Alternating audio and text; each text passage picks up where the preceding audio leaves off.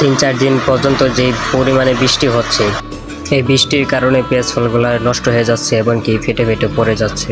তো এই বৃষ্টির কারণে পেঁয়াজ ফলগুলো আর পারা হয় নাই। তো এই কারণে পেঁয়াজ ফলগুলো অনেক নষ্ট হয়ে গেছিলো। তো আমি কিছু পেঁয়াজ ফল পেরে নিলাম। তো এখন খেয়ে দেখলাম যে মাশাআল্লাহ খুবই মজাদার এবং অনেক মিষ্টি হয়েছে। আমাদের এখানে অনেকেই বিক্রি করে 10 থেকে 15,000 টাকা পর্যন্ত গাছ সহ বিক্রি করে ফেলে।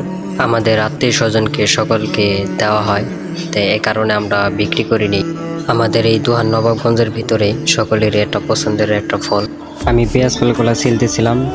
তো তার মাঝে আমার ছোট ভাই বলতেছিল, ভাই তুমি এই পেঁয়াজ ফলগুলো ছিলে কি করবা? আমার ছোট ভাই বলতেছিল যে তুমি যদি এই সব পেঁয়াজ ফলগুলো একসাথে যদি খেতে পারো তাহলে তোমার আরও পেঁয়াজ ফল পেরে দেবো। তো আমি তো দোহান নবাবগঞ্জের ছেলে, তো পেঁয়াজ ফল লাভার।